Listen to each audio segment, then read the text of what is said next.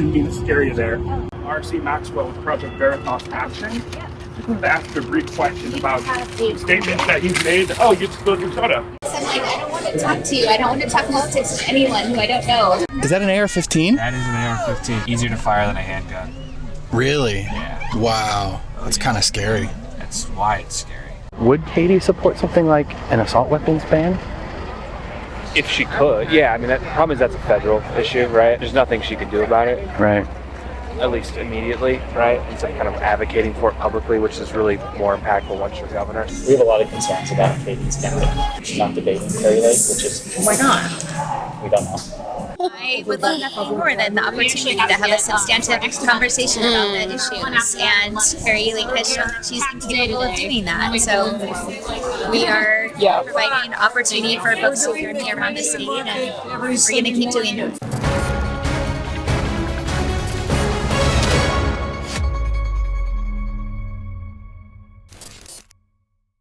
And he's like, "Oh, what do you do?"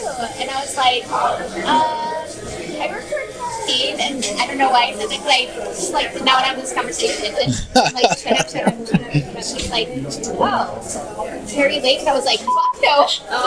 I'm like, I don't want to talk to you. I don't want to talk politics with anyone who I don't know. Multiple Project Veritas journalists investigated the Katie Hobbs campaign for governor in Arizona and found out why Hobbs is unwilling to debate her opponent, Kari Lake. One individual who spoke with our journalist is Jasper Adams, a field organizer with Mission for Arizona. Part of my job is just coordinating with the campaigns. So we're the coordinating campaign.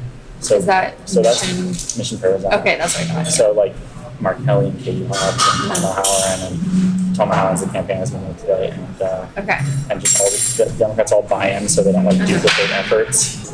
I'm just kidding. Yeah. We have a lot of concerns about Katie's candidate. Why? Lots of stuff. She's not debating Kari Lake, which is... Why not? We don't know. So that's sort of thing. So, really? How do you not know? You're her campaign. Between us, when we had a big staff training, her communications director came in and she's only been in the job for a few weeks. She was not prepared. And she was like, what are the questions you're getting that you want an answer for from the campaign? Like, what are we hearing from voters and volunteers?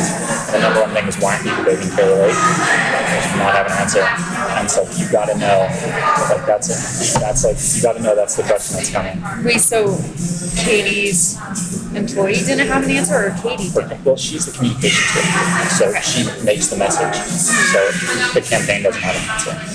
They basically said only Democrats care about debates, and it's not going to change anything. Yeah, but she is a Democrat. They were saying only Democratic voters care, so they're not going to lose any votes because Democrats are going to vote for anyway, which maybe is true, but it's as a politician, you never want to say, "Oh, I'm taking these votes for granted." I do wonder whether people actually care about this.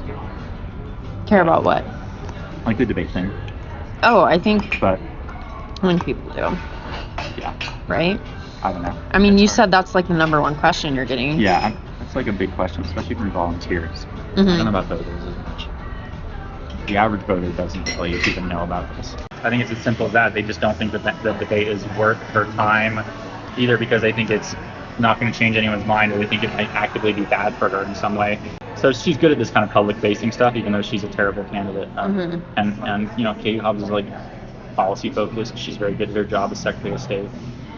She'll be a great governor. So you think like Kari would probably win? Well, winning. Everyone thinks their own candidate wins in every debate. I just think that they just think that like it probably wouldn't persuade a lot of people. Either it wouldn't persuade people one way or the other, or it wouldn't help her.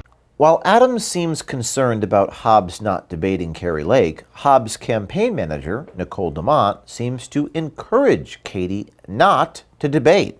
Did you watch the GOP primary debate? No. Okay. Well, there's a clip on Twitter, like a 2-minute recap clip, and it was a shit show. It was like really embarrassing for Arizona.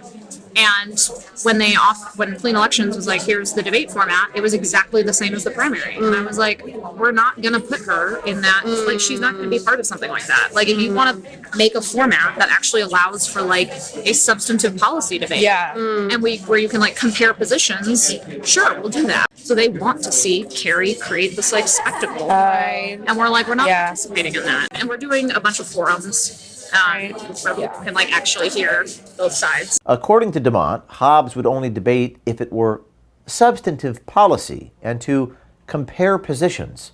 Well, here is her head political consultant, Joe Wolf, discussing Hobbs' position on gun control. Would Katie support something like an assault weapons ban? If she could, yeah. I mean, the problem is that's a federal issue, right? Like, Right. Or like if something came down in the States? Yeah. Because I noticed like Kelly's kind of open about it, and I know Katie said like, oh, she supports gun reform, but I haven't heard anything explicit. Is that more just because, is there like a big difference between sort of the... Policy-wise, no, between the people. So much is just because it's a federal issue. And like, you know, there's nothing she could do about it. Right. At least immediately, right? Instead of kind of advocating for it publicly, which is really more impactful once you're governor. So it's kind of like, this state, unfortunately, is crazy and what they've got, so we're not going to take the beat for it before she can do anything about it. Oh, so if she mentioned it publicly, that would not be good? I don't know. More likely than not. Because I haven't been in Arizona too long, so I don't really know. The state loves their guns. Like, he would never say something like Tom O'Halloran, congressman, Democrat, represents all this. Never. Really? Never say anything like that. Really? Because that's such a big issue here, huh? Correct, yeah. I didn't realize that. Oh, yeah. Wolf tells our journalist that Hobbs would support an assault weapon ban if she could. This conversation happened following Wolf driving our journalist around with an AR-15 in the car. Is that an AR-15? That is an AR-15. Yeah, he had it broken down in the backpack when we started. He just pulled it out. It can fit in a backpack? Yeah, this folds down. It's a crowd control weapon. Easier to fire than a handgun. Really? Yeah. Wow. That's kind of scary. That's why it's scary. Our Project Veritas action reporter, R.C. Maxwell, met up with Arizona Secretary of State Katie Hobbs, and this is what she had to say. How's it going? Didn't mean to scare you there. R.C. Maxwell with Project Veritas Action. Just wanted to ask a brief question about statements that he's made. Oh, you spilled your soda. Going inside of a restroom she ran. Considering your campaign drives around with an AR-15, don't you think rules for thee but not for me is problematic for someone running for state office? The car is locked, Ms. Hobbs. Secretary Hobbs, ladies and gentlemen, running from a Project Veritas Action reporter, doesn't want to discuss policy. I'm like, I don't want to talk to you. I don't want to talk politics with anyone who I don't know.